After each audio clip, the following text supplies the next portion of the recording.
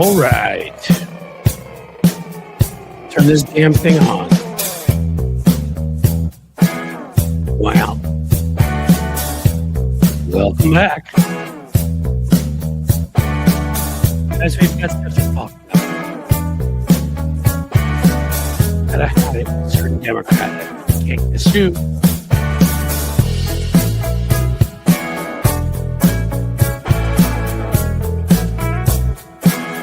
You all hearing me all right?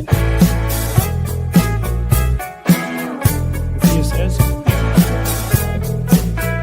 that's what a good person would do.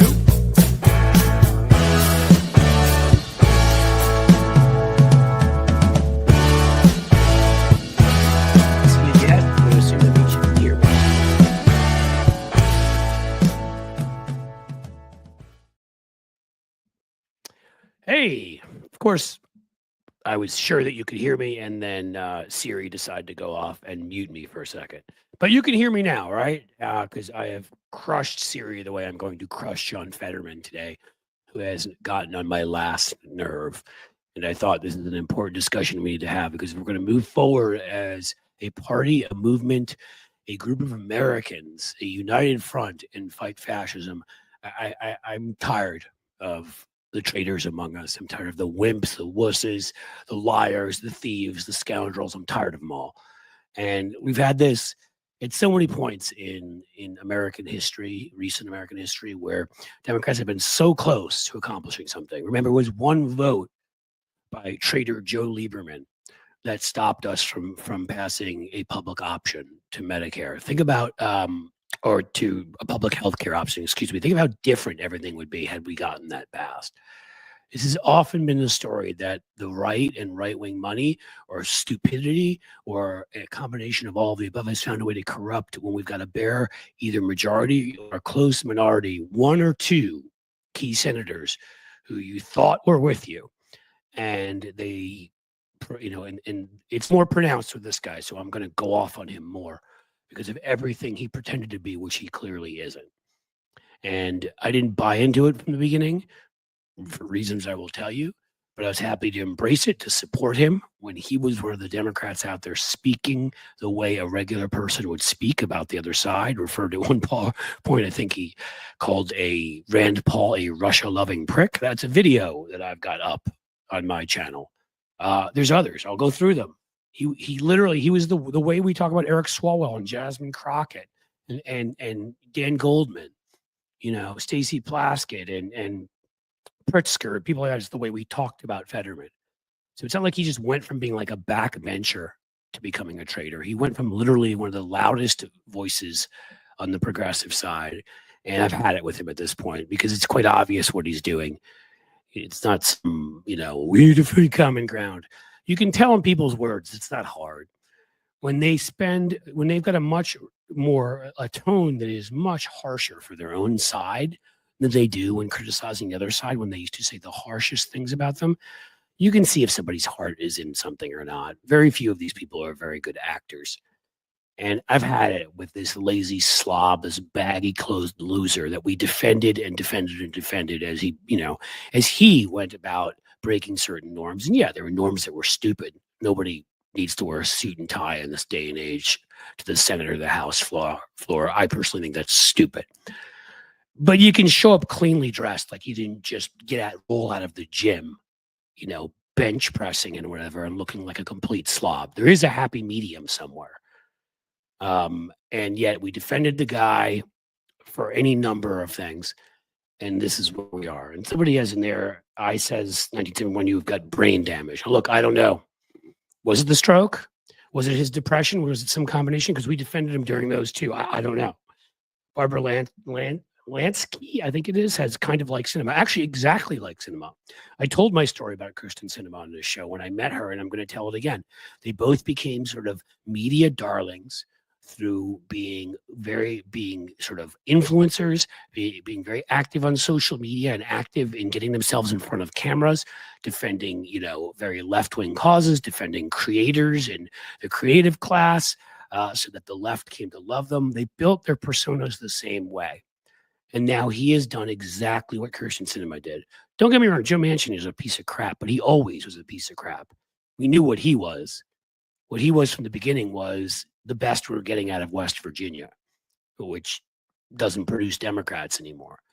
Not Pennsylvania or Arizona, swing states, where, I'm sorry, but I come from a state where Sherrod Brown won almost every election he ever ran. And the only reason he lost the last one was because Trump was on the ticket. Did he moderate a little bit on a few issues because of that? Sure. Was he behind us 100%? Was he always with us? Did he rhetorically attack the position of the Democratic Party? Did he repeat Republican right-wing talking points?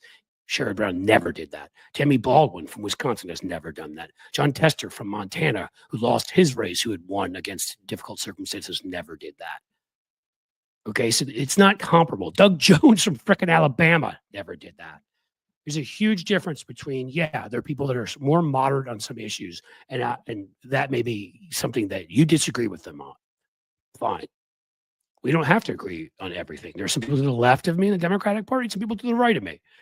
There are some key civil rights issues that I won't bargain on, I won't accept. But otherwise, there are going to be some different issues. It's not that. You can tell when they've changed, when they spend more of their time rhetorically launching bombs at their own party than the other party. That is what this slob has become. And I've had enough of it at this point. You got this continuing resolution, Democrats united against it. Looked like Schumer was going to cave, and now he hasn't. They've said, the Democrats have said they'll support a 30-day one that has everything in there that Democrats want in there, instead of this, I think it was a 90-day one that Trump wants, that cuts healthcare and does all this. Every other Democrat said no to the BS 90-day one, said we're going to pass the 30-day one, or the government's going to shut down. Good luck. House better take what we give them. That's what you do when you have the power to do it. That's what Mitch McConnell always did when he had a minority and used the filibuster 99% of the time it's been used in our history. But no, not John Fetterman. Not the guy that, walked around like he cared so much about his community when he was mayor of Braddock, Pennsylvania. He got a tattoo on his arm for every person murdered there. This guy who played on our heartstrings and everything. He's good with cutting 880 million or whatever the hell it is, a billion of healthcare. Just letting people die, I suppose. That's good. That's okay. I mean, I know I've been all over the place here, but I mean, let's start where this begins, okay? And, in much the same way Sinema was originally in the Green Party and the Democrats were just too conservative for her. Fetterman, and I'm sorry for some of you out there, but I'm going to be quite honest about this. There's a reason why back in 2016, 2017, around that time, it led me to get in disagreements with certain friends and argue people that I was very critical of Bernie Sanders. And I was critical of the movement behind him. And it wasn't because of his policy positions, because I agreed, I think, more with his policy positions overall, except for he was bad on immigration and guns. On other things, I agreed with him more overall than I did with Hillary Clinton. But he was this lone wolf type who couldn't get along with or work with anybody. Sound familiar? Like Fetterman and Sinema, and felt a need to pick fights with everybody and surrounded himself by people that were just like him, that couldn't get along with anybody. That were people that were emotionally stunted. I said this at the time. The people that were supporting Bernie Sanders was the biggest problem for me. David Sirota, Glenn Greenwald, Jimmy Dore, Nina Turner, Tulsi Gabbard. These were his biggest supporters. Another one, a guy in Pennsylvania by the name of John Fetterman. Does this sort of help even add more and explain more why I wouldn't support Bernie? Because it was a feeling-based movement. It wasn't based on issues. It wasn't based on, I mean, yes, he had his issues, but it wasn't based on what could win and how you could bring together a coalition. It was based on what you're angry at. That's what Republicans do. Yeah, we need to channel some of our anger. We always do. And we need to channel some populism. But when you're pure populism versus progressivism in the early 20th century sense, right? Teddy Roosevelt, that kind of thing, where you made improvements based on science and rationality. You helped people based on those things, not based on anger and resentment, not being a farmer with a pitchfork. And to me, Bernie's movement had way too much of that in it. And I haven't even named, what's her name? Bree Joy Idiot Face, who wouldn't endorse Hillary, wouldn't endorse Biden, has her own podcast railing against Democrats. I mean, you can go on. Cenk Uygur. Like, I could give you, is there anybody that honestly was a strong Bernie supporter in the commentariat or whatever, who is still a sane person or in political circles? This was my problem always with Bernie, is who he chose to surround himself with. people that seem to be as angry and unstable as he sometimes seemed to be. Don't get me wrong, I love it when he lashes out at Republicans. I agree with him. We should, everybody should have health care, whether it's Medicare for all or we've got a system where with a public option guaranteed for all and private companies are allowed to compete, but if they don't, screw them. Nobody needs to use them. Competition's amazing that way. Yeah, all for that. Again, this wasn't about policies. It's always about this. But Fetterman, again, he ran as he had been mayor of Braddock. He became lieutenant governor. He always ran against the party, against the establishment, and against my better judgment, because he was so good at messaging and Democrats are so bad at it and would take so many shots at Republicans, I became a fan. Didn't agree with him on everything, but I became a fan. And I liked the way he stood up to the Republican Party. He didn't take crap from them. When Donald Trump announced he was running, he just, what do you say about Trump? He just said, Donald Trump is nothing but the biggest internet troll on this earth. He dismissed him. He made it about something, about criminal justice in Braddock, the town he'd been in, and the fact that there should be more commutations and that people with nonviolent offenses shouldn't be put away. Stood up for the full legalization of marijuana, something that I was very much and always am very much in favor of. Getting national health care for everybody. Irony, huh? Son of a bitch now wants to vote for this CR that would cut it right out from under people. He did all these things. And we got behind him, okay? He broke with the mold. And again, even in some ways where it's like, come on, dude. You don't have to, again, a suit and tie, it's not 1950 anymore. But you don't have to show up in dirty, baggy shorts and a baggy sweatshirt like you just rolled out of the gym. You can treat the place with some respect. It's not hard to put on like a single color shirt or something with a sweater or, something of that nature. Ooh. Clean jeans that don't have any holes in them. It's just, obviously, it's become a political thing since then. And everything you read about him now, everything. I mean, let me go to this series of articles. It's ridiculous, on what's out there right now. The things that sort of he is emphasizing. Fetterman urges Senate Democrats to make a deal to avoid, quote, plunging the country into chaos. He's blaming us. Fetterman is putting on us and saying that if we don't join with a Republican bill that destroys health care, that we, not them, are plunging the country into chaos. It's funny because when they were going to close the hospital in Braddock, he refused to leave the facility so that they had to lock him up and arrest him. We all cheered him on then. Was that chaos? Making sure that healthcare facility stayed open for the people of Braddock who needed it so they would get healthcare? Is that chaos, Fetterman? I'm not going to even give you your honorific anymore because you don't deserve it, you schmuck. Did you get a tattoo for that too? You fraud. But now, oh my God, now it's chaos. It wasn't chaos when you were doing it back then, building a name for yourself, going around to different cities and recruiting creatives to move to your community because it was cheaper and all that. And it was smart. But it feels now like you built the fame for yourself by doing that and being elected America's coolest mayor by the Guardian magazine in 2012. It was a little bit more about you than it was about the people in Braddock, which you used to pretend, wasn't it? A little bit more about you. So what? You're such a coward? What are you, 6'47"? But you're such a damn coward that you see Donald Trump barely win an election in Pennsylvania and Bob Casey barely lose to a billionaire, and that's enough? Enough to scare the baggy shorts off of you? So you go around and you've become a MAGA Republican? What the fuck's wrong with you? Do you have any courage? Do you have any honor, any decency? I mean,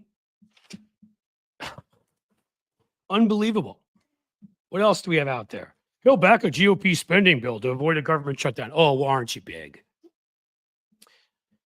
And the way he talks about the Republican Party versus how he talks about the Democratic Party is the tell, as I said on all of this. People give away what they really think. Fetterman urges Senate Democrats to make a deal to, quote, avoid plunging the country into chaos. Yes, we must make a deal to avoid plunging the country into chaos. Now, Republicans must come forward with a bill that doesn't cut health care to avoid plunging the country into chaos. So that's how he speaks about us. But you know how he speaks about Trump? Trump's stupid tariffs that are destroying our economy, sent the stock market crashing. We don't have to punch our allies in the mouth, Senator Fetterman said. Oh, how nice. Did you even mention the word Donald Trump in there? Did you blame Republicans in there? Did you say, we don't have to punch our allies in the mouth with tariffs supported by insane right-wing Republicans? Did you say that? No. Just, we don't have to punch anybody in, we don't have to punch our allies in the mouth. You know how to message better than that because I've seen you do it. So I know what you're doing. It's everybody's fault. It's not the one little whiny, crying idiot sitting in the White House, you know, filling up his diaper and saying, tariffs in Canada, no tariffs in Canada, tariffs in Canada, no tariffs in Canada, as the stock market crashes. No, it's not him. And even lower yourself to name him in that. And I'm fucking tired of it. So get lost. And I'll sign on any primary against your stupid baggy pants ass that I can. Everything, all your novelty. Oh, you're 6'10", looks like he's in a biker gang. You're so tough. It's all worn off. You're just another MAGA loser who hid behind Democratic branding for a while to get yourself elected to the Senate. Congratulations. And there's always a couple of these. I brought up Lieberman earlier. I don't know if some of you go back long enough in the 2000 teens with Nebraska and Ben Nelson being the one who occupied that role. But there's always somebody who's there to insult their own party and repeat Republican talking points. Always. Again, you may disagree with us on certain things. You may vote against us on certain issues. That's fine. I named a bunch of people like that before. Mark Kelly's done that. Doug Jones did that. John Tester and Sherrod Brown, which made it so they saved both of their seats multiple times, did that. This isn't that. This is different. This is when you start repeating the other side's talking points. This is when you should honestly get lost. So that's where we are with this idiot who apparently forgot everything he ever learned, everything he ever knew. Why I quoted that thing in there, my friend Bill Corbett, if you watched my Substack 12-hour launch, Bill was one of our guests, Mystery Science Theater 3000 writer, does the voice of Crow, among other things. And he had a viral tweet on responding to Fetterman, as Fetterman reported repeated Republican talking points. And how just the Fetterman himself, this fraud actor fake, said this. The weeks of performative resistance, he put resistance in quotes. Again, a guy that refused to leave a hospital building and to be dragged out and arrested. But now he's saying what we're doing versus fascism is performative resistance. From those in my party, we're limited to undignified antics. Undignified. Like what? Like showing up to the Congress in like a freaking mafia tracksuit? You know, is that undignified? You're really the guy to speak on dignity here. Voting to shut the government down will punish millions or risk a recession. It does risk a recession, and it will punish millions. And the alternative is worse. So the alternative is giving into blackmail and punishing people permanently who lose their health care, and then saying to the Republicans, you can do this every time, and they will. So millions, how about tens, hundreds of millions being destroyed? Sometimes there's no good answer, but there's a better answer. I disagree with many points in the CR, but I will never vote to shut our government down. Well, gee, aren't you a hero? You'll just, again, block a hospital from being shut down with your own body. And I bet if I looked hard enough, I can find more examples of him doing, performative resistance like that. So Bill Corbett responded. Bill's a comedian and damn good at it. You're a weak, lazy slob who's easily manipulated by fascists. This will be your one and only term in the Senate, after which you can finally fulfill your destiny and be a carnival geek. Yeah, he fits the carnival just about right. Thank you for that, Bill. That was necessary. Last thing I'll do here is to throw it out to you guys. We can ask some questions and stuff. I'll be honest, I'm going to do my best I definitely will last the hour, but after the last 2 days and the flu, getting over the flu, I'm definitely tired. And the past 2 days I was lucky enough to have some folks here to help out. But today it's just lonely old me you're stuck with. So here, I'm just going to read from these videos. Senator when did I put this one up? A year ago. Whole year ago. He's an entirely different man. Senator Fetterman hilariously mocks Mike Johnson as, quote, a deranged weirdo, which Mike Johnson is. And that's why that was such a cutting point, because a guy that kind of monitors his kids, activities on computers, if you know what I'm saying, and is this little weird, strange acting and creep, seems like a creeper to a certain degree. It works.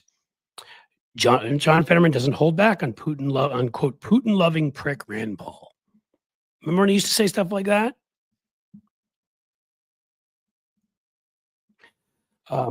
Trump slandered Fetterman at a PA rally. Fetterman torches Oz. It shows up and just rips Oz apart as a fraudulent doctor and, pill pusher and all the other stuff. His fake whatever. Hey, take the supplement. Maybe he fed some of those supplements to Fetterman. Maybe that's what this is. He snuck them in his drink. Mess with Fetterman. Watch him destroy Huckabee with one quick jab. He went after Huckabee's daughter for spending the $20,000, or what is it, $20,000 on the lectern, and ripped the crap out of them. I mean, I can go on and on like this. Ripped JD Vance on live TV for his support for Russia against Ukraine. And the thing is, I don't even know, where does Fetterman stand on these issues anymore? Considering he's such a mouthpiece for MAGA, is he pro-choice anymore? Does he believe in gun safety anymore, or is all those people that died in Braddock from murders, what are they? I mean, he's got a political career to try to fulfill. Does he not matter anymore? The fact that when he became lieutenant governor, he flew the pride flag. Would he do that now? Is that the kind of thing he'd have the courage to do? Or, what's the pride flag when it gets in the way of you moving forward with your career? Was a different guy. And I tried as long as possible to listen to the crap come out of his mouth and hope that he was readjusting a little bit after the election and just making himself sound a little bit more mainstream, but was going to retain who he was, his basic core. And it seems quite clear that's not happening now. He is Kyrsten Sinema. He is the person who went from being a Green Party or a socialist or whatever you want to call it type all the way over to the right. Just like Jimmy Dore and Glenn Greenwald and all these other people. He's fulfilled his Bernie acolyte destiny, I suppose. God, say whatever you want, and you can argue with me all you'd like. And I've even admitted that Bernie has had some terrific issues. And if it wasn't for what my issues with his personality, how he ran his campaign, the people he surrounded himself with, the fact that I didn't think it was the best idea to have a Jewish guy from Brooklyn with a Brooklyn accent who'd chosen to live in Vermont and, live off of somebody else's electricity for a while, and chose to honeymoon in Moscow, where there were videos of him singing with vodka with his shirt off. I didn't think that necessarily was the best nominee. But you know what? Okay, maybe we could have gotten around some of that. But the people he surrounded himself with was always such a huge problem for me, and it just gets worse. At least I thought, hey, at least he's got a feather in his cap when it comes to Fetterman like a year ago. There's somebody that came from the Bernie universe that's kicking butt. And now we're in the exact opposite situation. He might as well be Tulsi Gabbard. So, yeah. As Odette Tenney said, Fetterman is a traitor to the Democratic Party. He's a joke. Yes, he is both of those things. We should treat him like a joke from now on. No, we're defending him. I mean, no ableism. I'm not talking about the stroke or anything like that, of course. But he doesn't get a free pass for dressing like a clown. He doesn't get a free pass for sounding like a clown. He should be primaried, absolutely. Absolutely, positively. Give me the Democrat to line up. I'll start right now recruiting a Democrat to run against him. Truth of the matter is, right now, because Tom Tillis has decided to be 100% whore and not live up to, as he said privately, he was scared for his safety if he voted against Pete Hegseth. And my answer to that is, that's the job. A lot of us take risks doing things publicly like this. If you can't handle the heat, get out of the kitchen, go away and let somebody else have your North Carolina seat. But because he was against Hegseth, but he was too scared, and it seems that way with anybody else, they're going against MAGA, Tom Tillis is not that third vote. or whatever that we need. We've got Murkowski and a lot of stuff, and Collins every once in a while. But I'll tell you the truth, right now, it really doesn't, Fetterman makes no difference because there are very few votes where this is a 50-50 vote and Fetterman makes the difference. So honestly, fuck him. If his choice were to go to the other party, he'd lose in a primary and his political career would be over. He'd get primaried from the right and he'd get destroyed. Got, good luck running in a Republican primary when you flew an LGBTQ flag outside and came out and strongly for choice and the things you've done. So I'm not saying I want him to leave the party, but if anybody thinks that's a threat, we don't have the votes in the Senate right now to do anything but filibuster. We don't have the votes to stop anything that is non-filibusterable, if that's a word, when they appoint, various cabinet positions, judges, all that stuff. The reconciliation for the budget. Like, if there's not a filibuster there, we can't stop them. Therefore, Fetterman's useless. Therefore, respond to his crap and his negative messaging the way it should be responded to. What a freak. All of them, John Rankin, all of them get comfortable in Washington. I mean, yeah, that is part of the problem. God, you see the way it changes people. I'll tell you, and no offense to any of you guys, Karina, guy from the Matt McNeil show. All right. Thank you for being here, Karina. I am a guy from the Matt McNeil show, if that's what you're referring to me as. Like, I lived in Washington 8 years, and I'll be honest with you, like, there's a lot to love about Washington. I'm a history guy, so the history was amazing.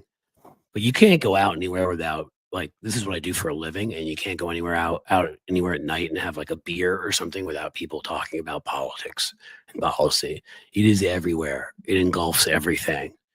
And like, I couldn't wait to move. I was very ready when we decided we were going to raise our kids in Cincinnati to leave DC, because I didn't want to become of DC. I didn't want to go to those stupid cocktail parties with these self-appointed elites in the media and, on Capitol Hill, and these little staffers who think they're God knows what. Wasn't of interest to me.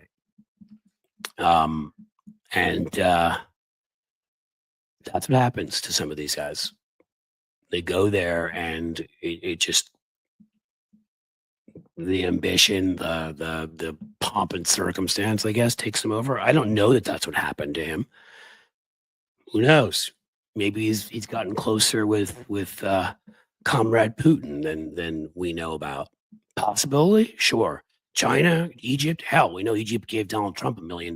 Nobody ever did anything about it. We know Saudi Arabia rented out whole hotel floors. I mean, we know of 5, 6 or more different entities that actively tried to, or it would seem allegedly, quite honestly, bribe the president of the United States. We've seen a lot of senators change their positions on these things too. Is it an impossible belief that one of these folks could have gotten to Fetterman? Of course it's not. I don't know. Or is he just such a wuss that he's not willing to stand up and fight for his seat in Pennsylvania?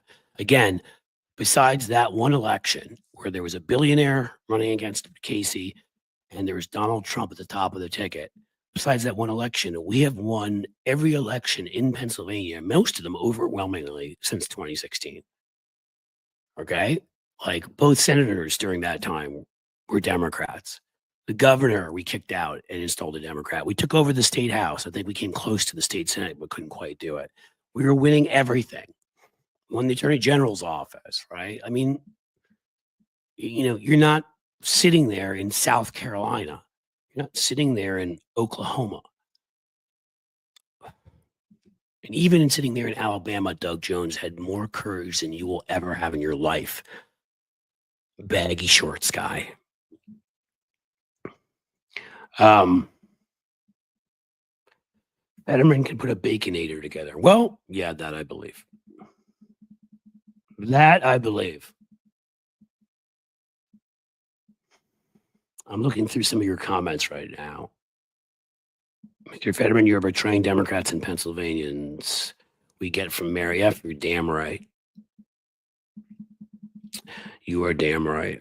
I mean, I get the feeling at this point, like, again, remember, it started with his equating Donald Trump's prosecution to Hunter Biden's. And you could even make an argument, just to show you I will bring nuance to this, that they went after Trump too harshly on that specific charge, because that was something where they went and tried to throw the full book at him. But I always got the feeling they did that because we weren't sure whether the other things were going to be pursued. If I had been very comfortable with the fact that Donald Trump, for stealing state secrets and storing them in his crapper at Mar-a-Lago, and for inciting an insurrection on January 6th, was going to be held responsible, I wouldn't have cared about that other charge that wasn't as serious. But to equate that with Hunter Biden, who filled out a gun form wrong and paid his taxes, he didn't pay his full taxes. I mean, if they weren't busy cutting the IRS constantly so that nobody can audit anybody, I bet you'd find half the damn country doesn't pay their full taxes. So, I mean, it was just for him to even start off equating those two. The Hunter Biden prosecution was literally because his name was Hunter Biden. Donald Trump, yeah, there may have been an extra zealous prosecution because we wanted to get a guy who's a serial lifetime criminal or in prison for something. It didn't seem like Merrick Garland was doing the job now, did it? But you could even make, again, an argument that that wasn't the one you thought Trump should have been going to prison for. But to equate that to Hunter Biden, Trump broke the law there. Trump bribed. Trump paid a porn star off. It was illegal. W.W. Manchin is going to Sinema still around. No, Sinema is gone. She did not run for re-election once Ruben Gallego got in. By the way, another one who I don't fully agree with, who even voted for a few of Trump's nominees, I think as a protest of the fact that Trump is not a legitimate president, no nominees, even if they were nominees that were qualified, and none of them are really qualified. Marco Rubio is an idiot, but he's not a criminal as far as I know. So he can, I mean, like people like that, I would vote for if it were a normal administration. If it were me, I would vote for the ones I didn't think were terrific, but were not like just beyond the pale awful. But nobody should have been voting for anybody in this administration because it's not a legitimate administration. It's a collection of fascists. But even that, again, to prove, I don't think we should ever say, well, this person did one thing. Throw the baby out with the bathwater. We're going to disagree with people on some things. I think Gallego was wrong voting for a few of the ones, but the ones he voted for were the ones that were actually qualified to be there, at least the ones I saw. And yet, do you hear him out there repeating right-wing talking points, insulting his own party? Nope.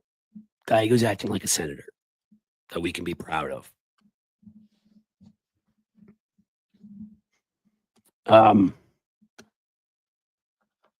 Unbelievable. So how are we all doing? Tina Bradford, Fetterman is not the piece of person we all thought he was. No, it's not the person any of us thought he was.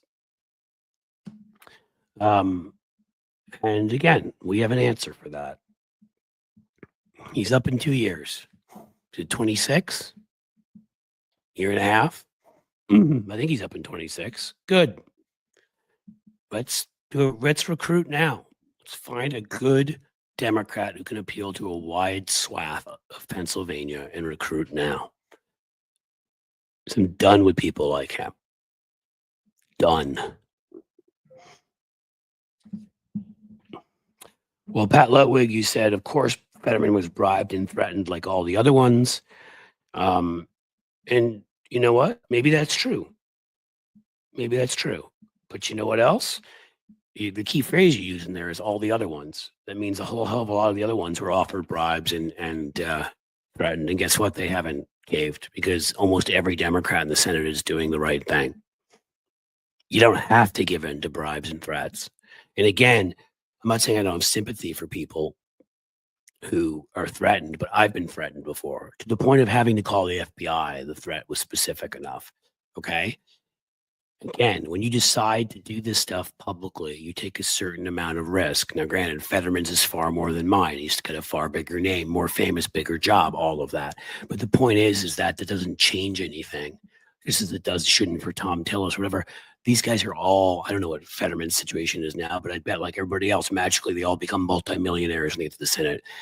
This whole, no ban on insider trading thing is quite amazing, isn't it? It's quite amazing how you can make money in the stock market when you actually know what's going to happen ahead of time.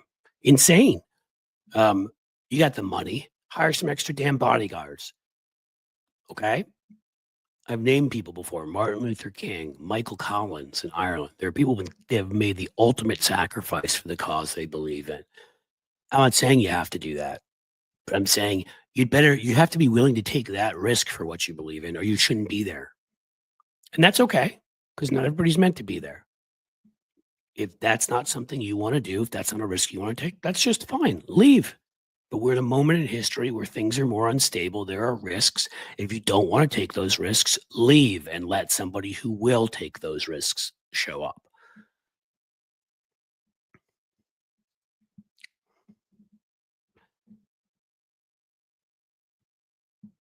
Yeah, Cynthia, I had read that. When Fetterman first, he acts like the regular guy. He went to Harvard for grad school, okay? But he acts like the regular guy, and he had all the tattoos and dresses like a biker or a gym rat or whatever. But when he was getting paid, what was it, $150 a month? I think was the pay for the mayor of Bradford, Pennsylvania. His dad was supplementing his income. So I didn't know how rich his dad was. I know he was wealthy enough to help him out, which I'd have no problem with if Fetterman had it was still sticking up for the right causes. But geez, don't lecture us on voting for the CR and voting against chaos when people are going to lose their health care, when your daddy can help pay for you to be mayor. If you're lucky enough to have that, and I've been lucky enough to have a family that can help me at times, I understand how lucky I am. So no, I wouldn't argue for getting rid of people's health care now, would I?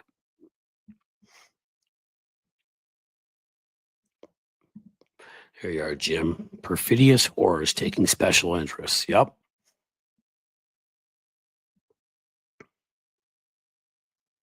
He went to Albright College. I had that. I feel like I knew that at some point, Cynthia.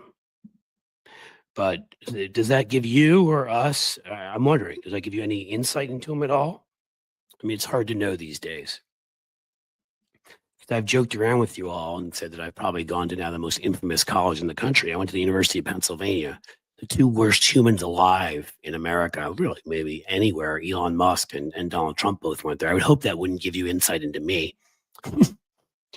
But who knows? Gets campaign donations from BlackRock and Google, to name a few. Okay, that may mean something. But I'll tell you also, I've seen numerous Democrats take donations from companies like that and vote against their interests. That's why I don't always judge some of these folks, because with the system that we are stuck in, where you have to raise corporate money, I'm not defending it, better not to, but I've seen a bunch of folks who take some of those funds and then go and vote right against them when they're wrong. So no excuse that he took money from them. He could still vote against them. Thank you, Gregory Brown. The caustic part of this is not knowing where, when, or how this plane is going to land. For the first time in my life, I don't see a future America on a lighter note. Best pizza of life. Well, thank you, Gregory. Lighter note, pizza's good. I can see a number of ways. If you study history, you can see a number of ways this plane lands. It doesn't mean we're going to be exactly the same as we were before. Although, after Nixon, there are a number of massive reforms that we were actually a better democracy for at least 20 to 30 years there. So you have to see what happens, what forces line up. There are going to be some unlikely bedfellows who line up and agree on certain issues for different reasons. There's going to be, the public right now, Donald Trump, I believe, has the worst economic ranking right now in terms of polling he ever had, even including his first term. Elon Musk is fighting to fall below 30%. People are angry. They're ready to kick Trump and Musk and Republicans to the curb.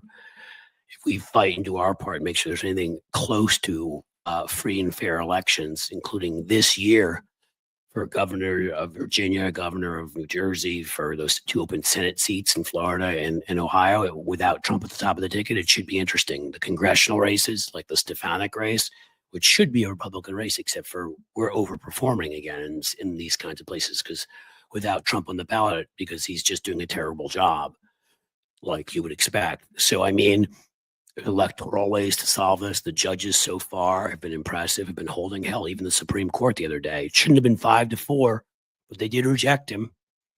So now the right is all turned on Amy Coney Barrett. She's DEI now too, of course. That's their little slur for anybody who doesn't agree with them.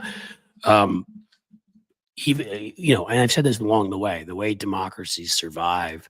Now, I didn't make this up. You learn this from the scholars of it, is that everybody joins together who's not a full-on fascist to fight them across the political spectrum. So yeah, I got people I used to argue with when I'd go on MSNBC and Fox News that I'm on the same side as now. And there are people that I would never even want to step in a room with that I see doing the right thing. Certain judges and other people who just Trump is a step too far or 5 steps too far. There are aspects of our democracy that are working. I think it's impossible to know how the plane is going to land. And I still have optimism that we're going to end up, in fact, being a democracy. And in some weird way, if this gets the citizenry to become more active, if people that are MAGA dummies who sat there and just taken in the disinformation, the lies, and haven't questioned it, some of them have now seen their own paychecks disappear, their own healthcare disappear. They're starting to question it. Maybe they pay some more attention in the future, just maybe.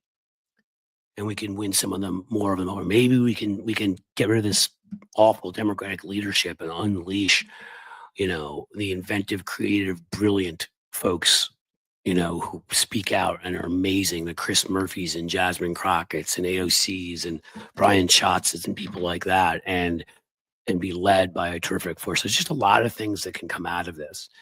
When democracies have headed towards authoritarianism like this, history shows it's ended in a number of different ways, from the really, truly awful to sometimes actually ending up on the other side, a better country for it. So we don't know yet. We need to keep fighting for everything. Donald Trump could be the thing that this grotesque Jabberwocky creature that he is could be the thing that galvanizes people that never would have joined with us to join with us, so that we reform our government in a way that is more democratic, that is more of a liberal democracy, that is more open. It's absolutely possible, and it absolutely has happened before.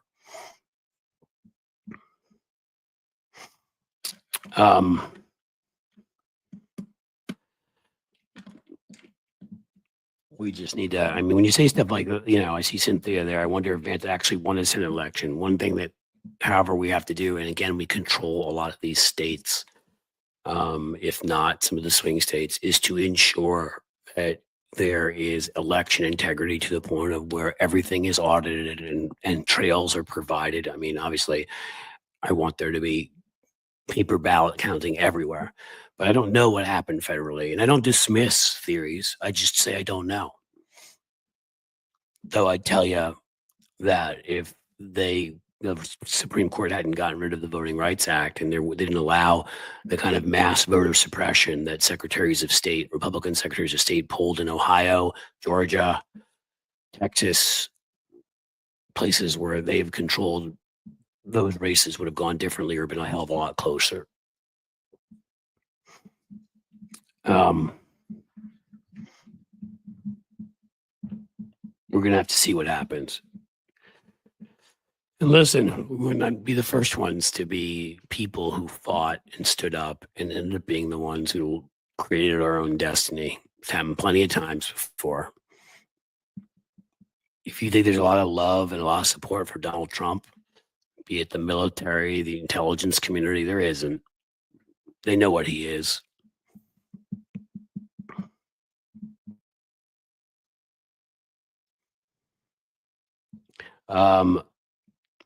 Rights Aid, I didn't see that one. On the protester that disappeared, I think you mean the one that, it was the Palestinian protester that disappeared.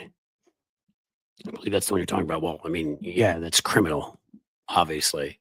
And I'm interested to see how that plays out, because that's not America and that's not how we work. And I don't think they're going to be able to just...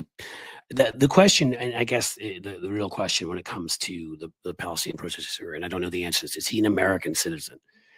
Because if he's an American citizen, then I think he will be okay. I think they're going to have a really hard time.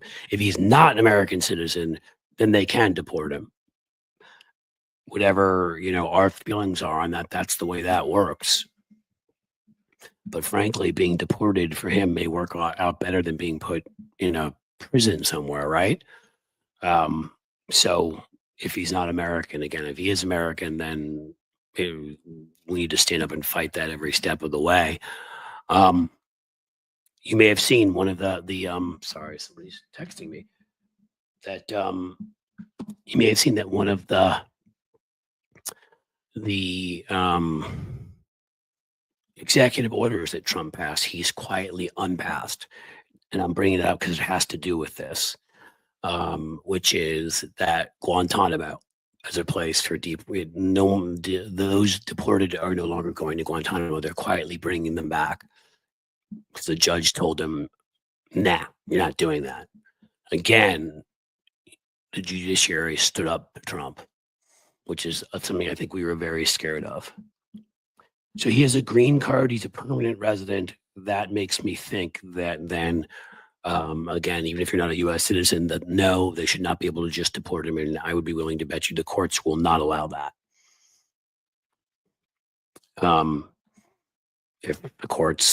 If somehow Trump does it, we all hit the streets like we've had to on many of these things, right? You don't just get to take permanent residents and throw them out of the country. That's not how it works. But I must admit, green card is a pathway to citizenship. I must admit, I am not an expert on the different sort of variations around. I know you're a citizen. I know you're not a non-citizen, but again, permanent resident, green card, all this stuff. I should know more, and maybe I'll study up more on exactly what the law is as to what they can do and can't do. But I don't know that fully. Isn't his wife American? If his wife's American, then he's American, right? I mean, so I would think then no. Sadly, he didn't do anything for Khashoggi. He was also a permanent resident. Yeah, well, but that's sadly because those bone saw wielding fascist, vicious pieces of dung tricked him into going to the embassy in Turkey. They couldn't have done that on American soil. And Trump, of course, wouldn't do anything about it. No. But at that point, it wasn't about the courts preventing someone from being deported.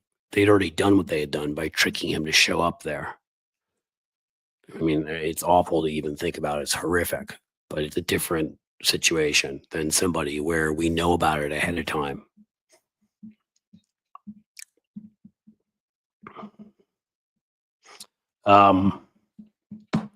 Little Marco is a traitor. He's siding with Putin to make Trump happy. Yeah. Rubio is just an empty suit. I mean, he's a pathetic empty suit who was deep in bankruptcy. He couldn't even manage his own damn money as an adult. And he was making money. It wasn't like he's making gazillions, but to the point of where when he was the House Speaker in Florida, the Republican Party credit card, he put like over $100,000 of debt on there. He defaulted on it. He on his mortgage, right? He lost his house. I mean, again, this isn't somebody who was struggling to make money. He's just not a smart person at all. Rights Aid, Rob. My pleasure. Chatting about it, of course. This is what we do. I mean, thank you, but this is what we do. Listen, I've got broader beliefs, and I don't know all of his specific beliefs, and I've told you my beliefs are, which are, I don't sign up with a lot of the Free Palestine crowd because of what happened in October to Israel. I will not equate Zionism with fascism, and I think it's a ridiculous and simplistic notion. You can argue however you think what's happened in the Middle East has happened in the Middle East, but the reason for the creation of Zionism was because people like my family, from Ukraine to Germany to Austria to everywhere else they were sent, ended up being either beaten to crap and killed and their stuff stolen or thrown into concentration camps. So the belief behind Zionism is Jews could not be safe unless there was one place, just one, where Jews controlled their own fate. That's very different than saying we're superior to this other group, so we should control them. Now, I'm not going to say there aren't some people in Israel like Netanyahu believe that because he's a fascist warmonger and he should be at The Hague. But I overall think the Free Palestine movement got propagandized by Putin, and it was infused with that, and there was no nuance to any of that, and people started to forget what happened on that October day. Doesn't mean the war was fought right. There's a tough thing to discuss because there's a lot of ways that obviously Netanyahu couldn't give a crap.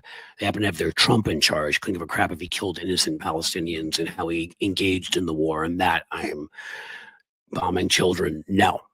So it's hard to even have this discussion because I can give you where I stand on both sides of all of this, but that doesn't change anything. And has nothing to do with a guy that is a permanent resident who chooses to be an activist. I don't care what issue it's on. You don't get to just kidnap him and throw him out. That's not how it works. BB, eloquent drumbeat. BB's not helping this issue. BB doesn't help anything. BB is Erdogan. BB is Orban. BB is Putin. BB is Trump. Okay? BB's a fascist. BB should be in The Hague. If I haven't made my feelings clear enough, he's an awful, despicable, racist, scumbag criminal who Israel would do so much better if they could get rid of. But we reelected Trump. So, again, not everybody gets blamed or, you and I are responsible for Trump.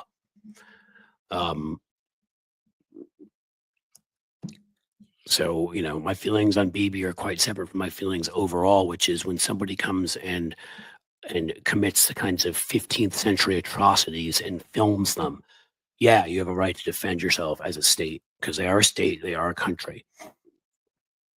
And they have the right to be a state and a country. They were given that right by the UN. Not to mention that there are artifacts there that Israel was there 2,000 years before when an emperor, Hadrian, disbanded Judea and kicked everybody out, like members of my family, and spread them throughout Europe on different shtetls. So this is all actual context to all of this that people who, when they have simplistic cheers and attacks, leave out. But even with all of that, you can bring all that context as I just did to it, and I could bring a lot more if you'd like me to about the various wars waged to wipe Israel off the map for 50 years, and that would have ended in genocide against Jews and everything else. That Abbas and Arafat each got 98% or so of what they wanted in the agreements and walked away from them. I can bring all of that context to this, and none of that justifies the existence of Bibi Netanyahu. None of it. Is he's who he is, like all those other figures I compared him to.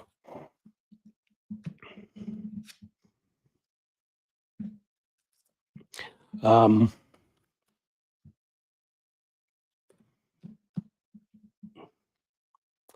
not gonna. I mean, again, Mothman. I see what you're saying. Whatever. I'm not playing into simplistic arguments here. So you can throw out your gotchas and your whatever. I'm trying to have an adult conversation here about nuance and whatever, and that there are actually two sides to this story, and there are evil people on both sides of this story. But I will argue with you until the end of time that Israel existed, has the right to exist, and yeah, one country where Jews don't have to live and have other people decide their fates seems pretty fair to me.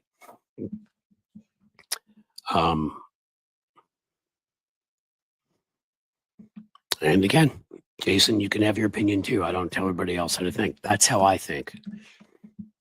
That is my opinion on all of this.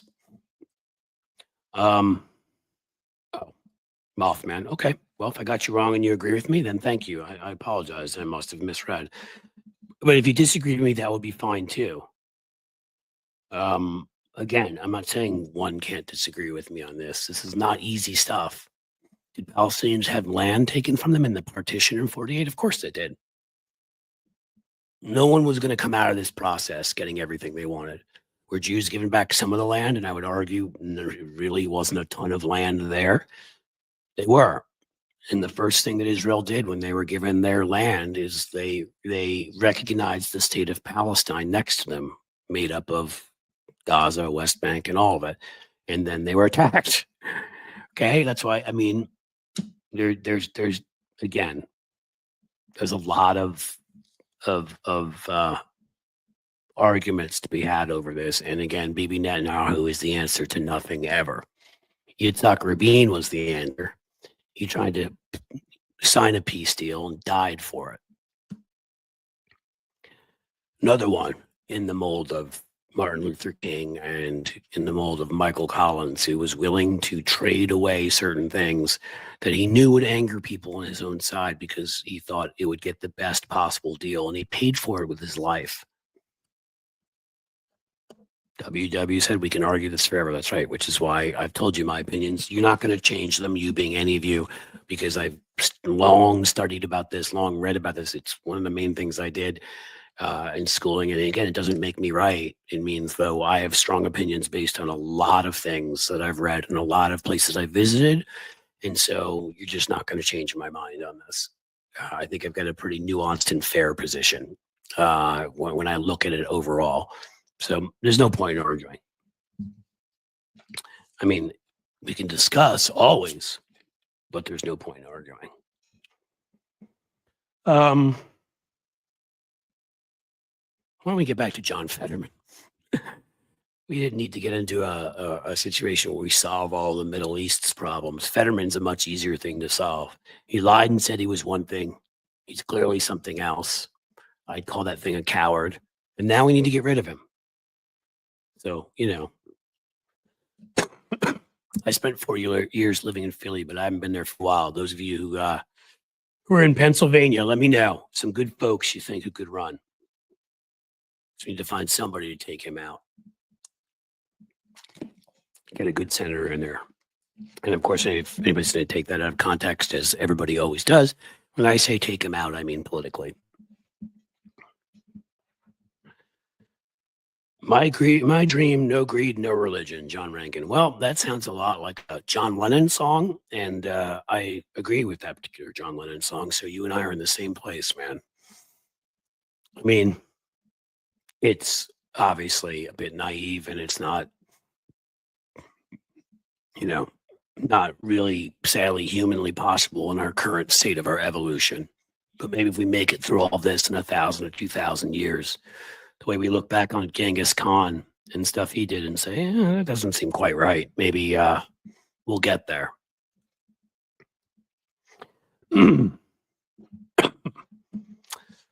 Yeah. Thank you for understanding, Jim. And I know that Connor Lamb ran against him in the primary, Cynthia. The thing that was interesting, though, is everybody at the time was like, Connor Lamb's the establishment, and Fetterman's the one who's really going to shake stuff up, stand up to the party leaders and all of that. And there was reason to believe that. So I understand why people jumped in.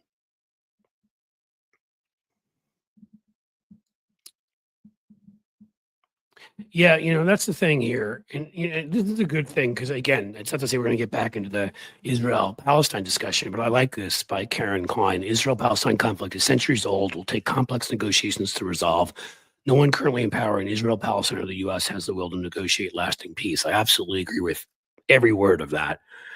And I will say to you, look, the commitment it takes to really change something around, to really take a place, any place, from an authoritarian and warring mindset to a peaceful one, and whatever, it's been accomplished a few times in history. And the time I give you, which is why I say after something horrible happens, sometimes you can change things. Look at who's probably just about our most reliable partner in Europe at this point. Germany is certainly one of them.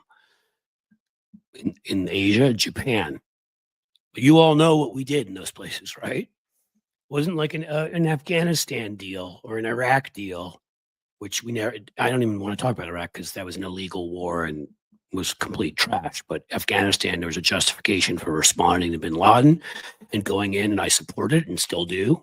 A 6-month year action with Army Rangers, Special Forces, that kind of thing, CIA, capture the heads of Al-Qaeda, capture the heads of the Taliban, try to strengthen some of the local groups that are more moderate, and then we need to leave and leave it up to them. That's the kind of thing that you do. Or you do what you did in Japan and Germany, and you say, you know what, we're going to stay for 50 years. And we're not just going to stay and fight wars for 50 years. We're building moderate, mosques. We're building moderate schools, that aren't training people to hate. We're building up key social infrastructure. We're getting people fed. We're getting people housed. We're doing like what we did in Germany and Japan. We changed the warlike cultures that had existed and changed them into countries that became strong democracies. But that took the Marshall Plan. That took an enormous amount of money and time. And if you're not willing to do that, don't do it. You can't half-ass it. You either go and you get the guys responsible and leave right away, and it's left up to other people because it shouldn't be our fate. Or if we're going to play a constructive role, you stay a while and you invested a crap load of money in it to help bring it about, and time and effort and experts and whatever. One or the other. Free to love. Thank you. I haven't bothered any of you folks yet. So I suppose I will a little bit because I don't have that much more time to please think about super chats and super stickers. That's how I sit here with my raspy voice and almost no more flu-ridden body, and I'm able to do these things. The support you guys give me as part of this community over at Patreon, particularly now as we push, and if you could put it up there at some point, Jim, the Substack. That's what I'm going most of all, because we're going to have all of our benefits. All little bennies are going to be there at Substack, where you can get the written stuff and the video and the live stream and the this and the that, and you can get it for free. And then the people who are willing to pay extra will be able to get a couple extra of those a week. So please consider signing up for the Substack, because we're going to bring all this together into one place where I'm really going to push folks to go. And I'll be reaching out to you folks at Patreon and at YouTube who are members. I see Sheldon Hughes just gifted a YouTube membership, which I really appreciate. Again, it's not to say I don't really appreciate these, but when these things happen, what I will do is I will reach out to you folks in those other places and try to incentivize you with, who knows, with all sorts of parting gifts, and maybe, you can win things or whatever. I've been trying to organize that and make it a little bit harder with the flu to take your paid patronage over to Substack, where I'm about to adjust the price down a little bit. And so it will be competitive with everything else, and you will get more, and I will be able to pay more attention. Pat, if you're saying see you all soon, thanks, because you're leaving. Thank you for being here. I really appreciate it. There you go. There's some good spots for you all. Jim's got it all rounded up.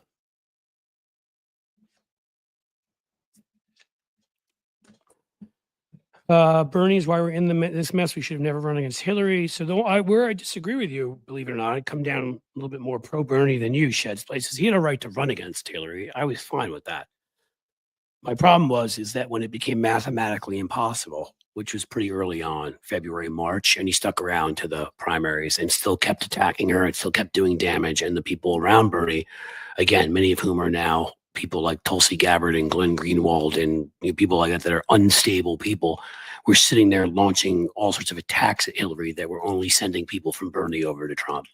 Bernie should have done the right thing, realized how important the election was and our democracy was, and he should have gotten the hell out in February or March when it became statistically impossible. I have no problem with him running.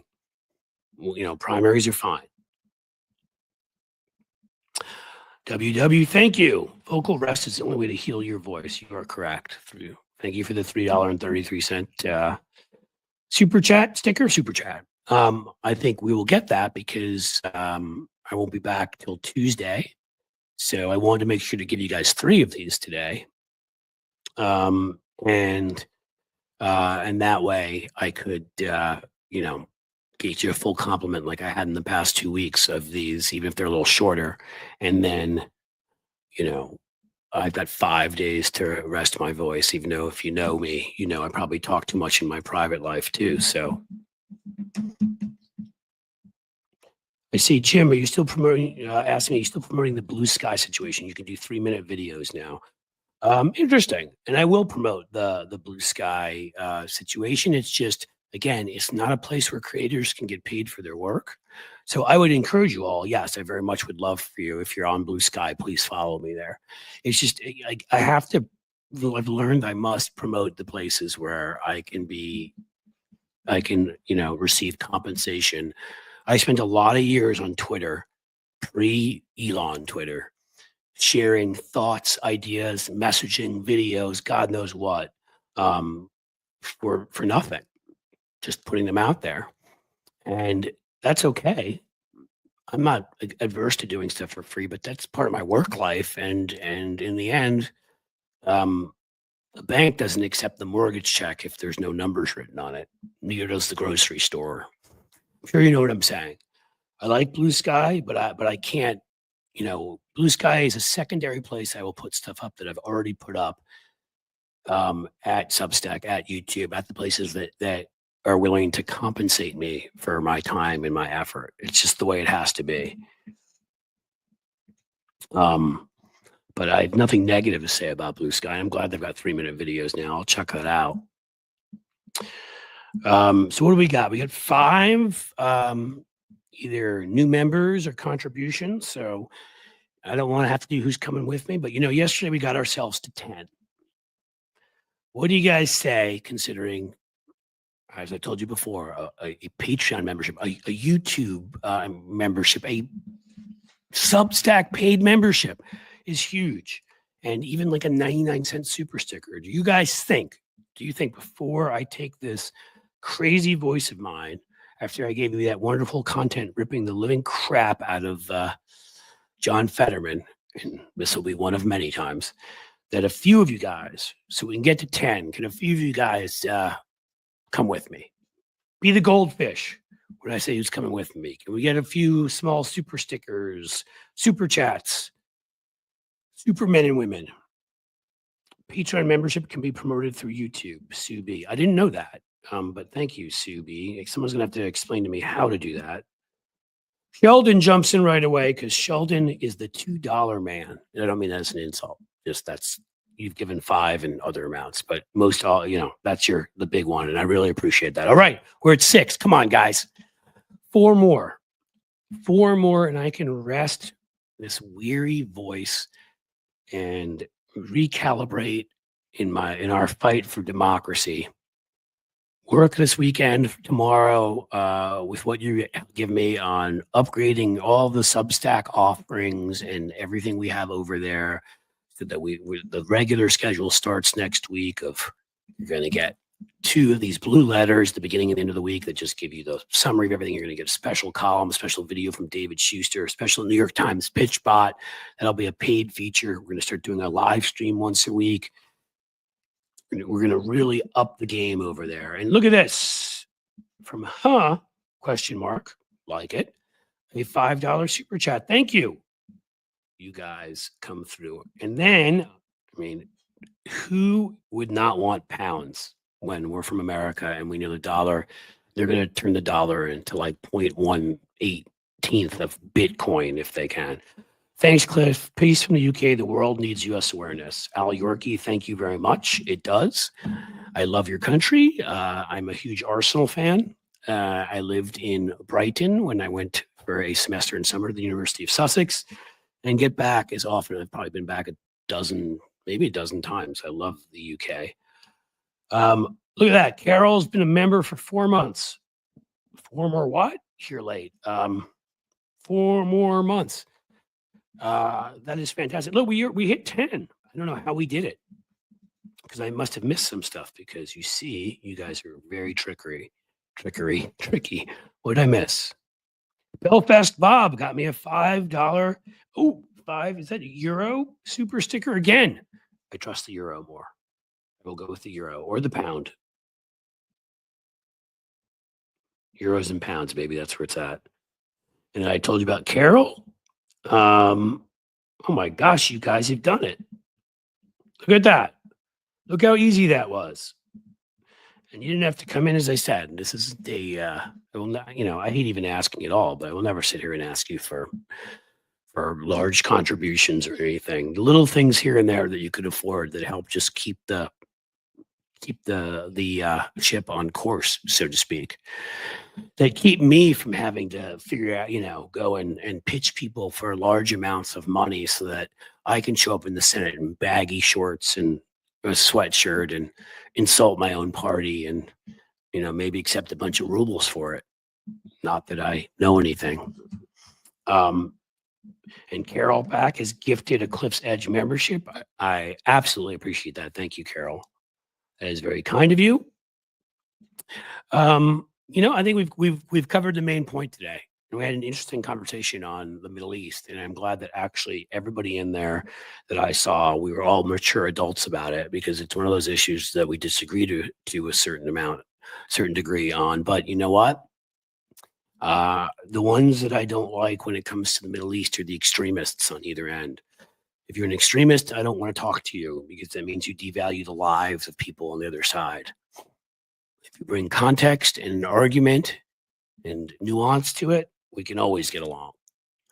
And the same thing with, when we have a great conversation about Fetterman and what we need to do with the Democratic Party. Like, we need to, I'm not one to jump on Democrats right away. It's the only viable institution that can support democracy in this country. A lot of the party is good. A lot of the people are speaking up. We got new leaders breaking out who aren't going to just accept the old way of doing things. And I give people more chances. But when somebody like Fetterman steps over that line too many times and makes it obvious who he is, I'm wearing sweats with a bathrobe over. I guess you could say I'm a slob. WW. Well, WW, are you in the Senate right now? I wear like my sweatpants and like whatever in my house all the time. I think that is a little different. Torvy Cat, much love, Cliff. Thank you. Oh, what do we got here? Everyone support the Veterans March, please. All right, Teresa Johnston. Yes, the Veterans March. We must support that. John Rankin, I did see the protest at Trump's place, and that was awesome. When is the Veterans March again? I'm sorry, I have been sick. I'm putting Veterans March in here in Washington to defend the Constitution. Good.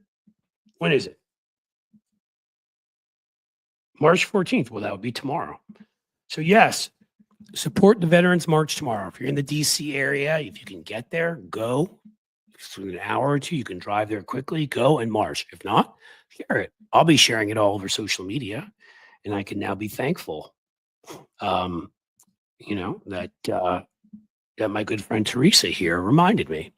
Absolutely. Protests are good. Jim Williams, $20. Enjoy your perm tomorrow. Thanks, Jim. I wish I could tell you that we celebrate these kinds of things and paid attention to them, but we're very agnostic. I married a married Jew who marries a lapsed Jew who marries a lapsed Presbyterian. I'm not sure what that gets you, but not much in the way of religious activity. I want my kids to choose what they wish to be. I want them to believe in something bigger than themselves, that caring for others is important, that empathy is important, that achieving life's goals are important, that being better people than they were the day before is important. And I'm trying to teach them all of that. And I think that can be taught through moderate religion, or I think it can be taught without it. And I'm doing the latter. But I appreciate the wishes on Purim, because again, that's what's important, is that we all respect each other and wish each other the best on those kinds of days. I think that's it. I ended up with 12, and I was asking for 10 little bonuses. So you guys have gone far beyond. And if I talk about Fetterman anymore, I'm going to go find that hoodie and rip it right off his head. So keep on keeping on. Thank you for being in this fight. Everybody tune in. Make sure you're paying attention to the Veterans March tomorrow, other protests going on over the weekend. There is one going on the 15th, I believe, also. I think it's is it Article no. Yeah, Article 3 of the 14th Amendment, which is that Trump should not have been able to serve because he's an insurrectionist. I believe there's a march going on. Is that maybe what this march is going on because of? Maybe that one. So let's promote all that. Let's support all that. And let's make sure Schumer doesn't give in. No CR unless they're willing to come to our side of the table and not take away health care from human beings, because that's what sick fucking psychopaths do. Otherwise, you guys have been great. As always, I love this community. And I think we should end with Jason Zaya here. He says, I go naked at home, but I live in Hawaii. Well, if I were in Hawaii, I'd be naked all the time. Why not? Seems like the thing to do. So Thanks for being here. Thanks for supporting everything you do. Thanks for supporting me. You